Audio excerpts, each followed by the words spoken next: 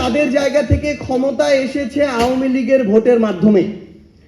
তাদের সাথে একটা আওয়ামী লীগের অলিখিত চুক্তি ছিল। 84টি বিষয় ছিল, এর মধ্যে বিএনপি দলগতভাবে নোট অফ ডিসেন্ট দিয়েছে 10টি বিষয়।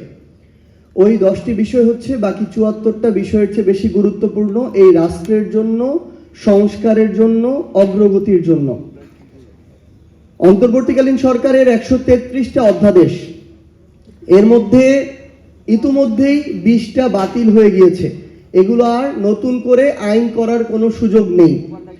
বিএনপি যদি করে তাদের মতো করে করবে। এই বাংলাদেশের সংস্কারের জন্য যেই প্রতিষ্ঠানগুলো বাংলাদেশের আওয়ামী লীগ ধ্বংস করে গিয়েছিল সেগুলোর স্বাধীনতার জন্য এই 20টা অধ্যাদেশ বাকি 113টা অধ্যাদেশের চেয়েও বেশি গুরুত্বপূর্ণ ছিল।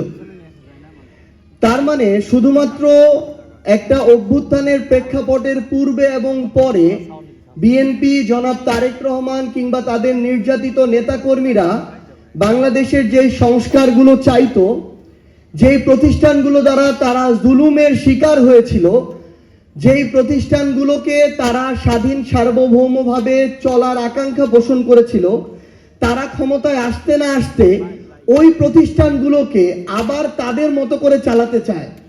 ওই প্রতিষ্ঠানে আবার সরকারি দলের ছড়ি ঘুরাতে চায়। এ কারণেই তারা গুম অধ্যাদেশ বাতিল করেছে, দুর্নীতি দমন কমিশন অধ্যাদেশ বাতিল করেছে, মানবাধিকার অধ্যাদেশ বাতিল করেছে, বিচার বিভাগের স্বাধীনতার অধ্যাদেশ বাতিল করেছে।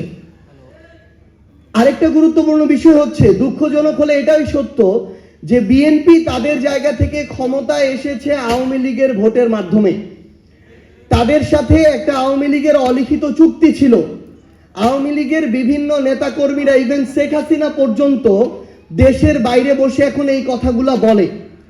তো এর মধ্য দিয়ে এখন সবচেয়ে বড় যে সমস্যাটা হয়েছে আমার জুলাইয়ের যোদ্ধাদের, শহীদ পরিবারদের, যে অভ্যুত্থানের পরে এই নতুন সরকারটা যখন গঠন করলো, তারপর থেকে আমরা দেখতে পেলাম সেই অলিখিত চুক্তির কারণে যারা ওই জুলাই যোদ্ধাদের উপরে অভ্যুত্থানের সময় আক্রমণ করেছিল, যারা আমাদের শহীদ ভাইদের হত্যার জন্য দায়ী, তাদের অনেক দাগী আসামিরা এখন জামিন পেয়ে যাচ্ছে।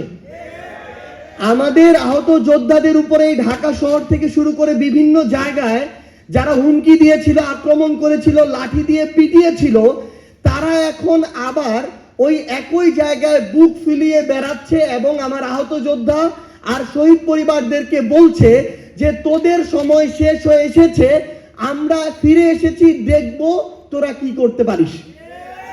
এইরকম হুমকির মধ্য দিয়ে আমার শহীদ পরিবাররা যাচ্ছে, আমার জুলাই যোদ্ধারা যাচ্ছে। আমরা বিএনপিকে আহ্বান করব যে আপনারা যদি আপনাদের জায়গা থেকে মনে করেন যে আপনারা বিরোধী দলের কবর খুঁড়বেন, আবার নিজেরা সংসদীয় স্বৈরতন্ত্রের পথে হাঁটবেন, তাহলে মনে রাখবেন ওই কবরের আপনাদের জায়গাটা হবে সবার আগে।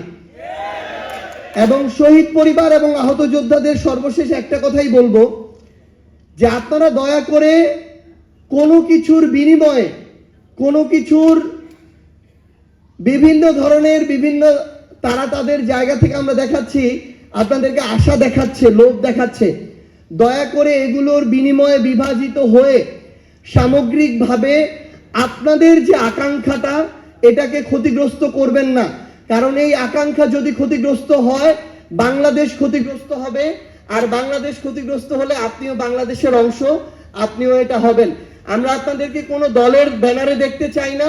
আমরা চাই সকল শহীদ পরিবার এবং আহত যোদ্ধারা একসাথে যে আকাঙ্ক্ষা নিয়ে আপনাদের পরিবারের মানুষগুলো জীবন দিয়েছে, আপনারা ওই আকাঙ্ক্ষার পক্ষে থাকুন। যদি আমরা এর পক্ষে কথা বলি তাহলে আমাদের পক্ষে কথা বলতে পারেন, যদি আমরা বিপক্ষে কথা বলি তাহলে প্রয়োজনে আমাদের বিপক্ষে কথা বলবেন।